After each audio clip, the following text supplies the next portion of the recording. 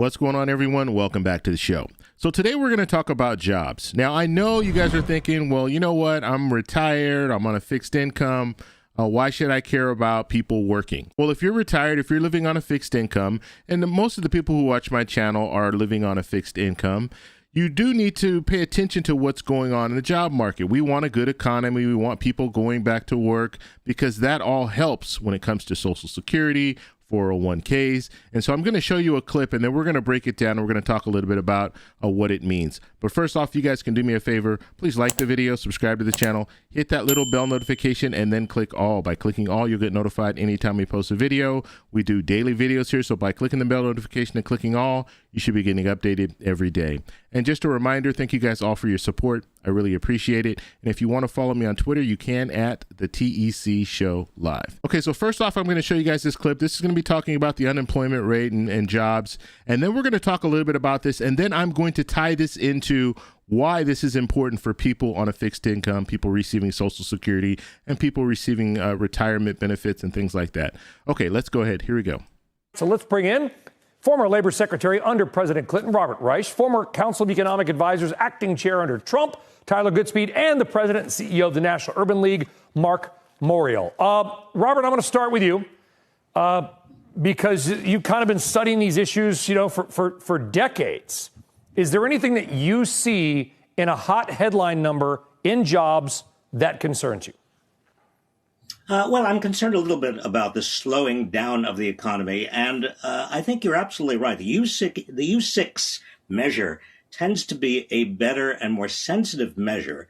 There's still a lot of people who are on the sidelines, and I don't think we can relax or should relax while they are on the sidelines, which in turn gets me worried about the Fed raising interest rates still further. There's a lot of discussion among Fed officials and a lot of scuttlebutt that the Fed is not finished. They want to get inflation down to 2%. Well, that's going to cause even more of this kind of informal unemployment. It's going to mean that the labor market is even looser, and that's not necessarily a good thing. Yeah, it's just weird, Mark, because you got 5.4 million people, according to the numbers we saw today, who say they want a job, but they're not looking for a job, but there's 9.8 million open jobs. I mean, nothing seems to make sense here. Sometimes you see people in transition. They're between jobs. They're caring for family members. You got to dig a little deeper to understand why people may be sitting on the sidelines. Now, one thing that was striking to me is that the labor force participation rate amongst 25 to 54-year-olds is 83%. It's the highest since 2002. So once again, these reports give us some good news, consistent job creation, some concerning news, the U6 number and some of the things that you've mentioned. So I do think it's an overall good report, but it doesn't mean that there isn't significant work that needs to be done. Yeah. I am absolutely concerned that the black unemployment rate spiked back up after being significantly reduced last month. And last month I said on CNBC. Yeah, I think, Mark, it was not, Mark, I think it was like 9 out of 10 of the jobs lost were in the African-American community.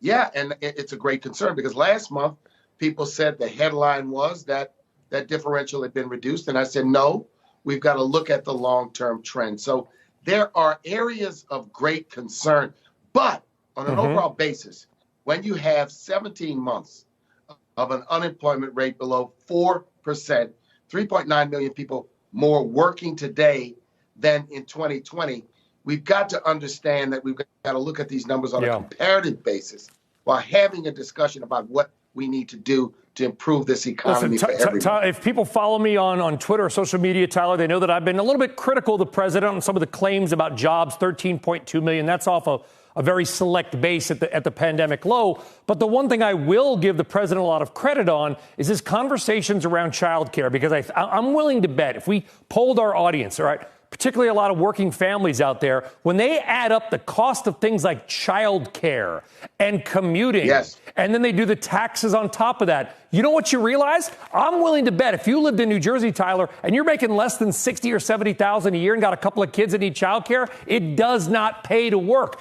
You're going to come home with zero. You're going to net out and have somebody else with your kids all day. How do we fix that?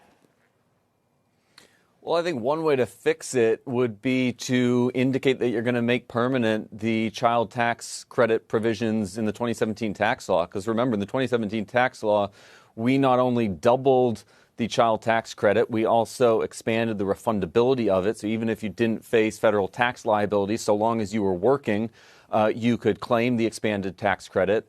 And that lowers the after-tax rate of return on work for people for whom work requires the incurrence of child care costs. Yeah. So that provision is set to expire in 2025, so I would be working to make that permanent.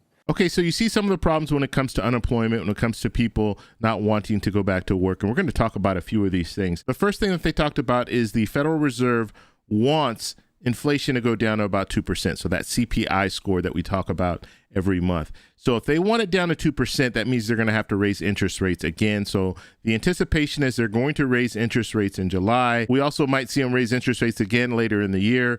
And so the reason why they're doing this is they're trying to cool off the economy. Now, right now, if they keep cooling off the economy, they can cool it off too much, and then we fall into a recession. And then we'll be at a point where that unemployment rate skyrockets because companies will start laying people off. And so that is the fear. And we were thinking that early this year, that's what we were going to see. We were going to see a lot of layoffs. And we did see some layoffs when it came to the tech industry, but it didn't really trickle into the rest of our economy. But when it comes to the economy right now, things are still looking pretty good.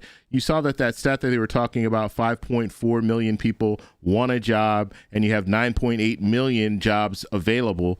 So if you want a job, you can have a job. So why are we not seeing that happen? And so another thing that they were talking about is some people are in transition. Because of the pandemic changed a lot when it comes to people really committing to a job, because there were a lot of people that committed to a job 10, 15 years, and then they found that they lost their job because of the pandemic. So a lot of the service industry, people who are waiters, waitresses, and things like that. And so now they're looking at, you know what, I'm going back to school. I'm getting a more stable job, so I don't have to worry about this in the future. And so some people are just choosing not to go back to some of these service industry jobs. The jobs might also not be paying enough. So there are a lot of different things when it comes to why people are not going back to work.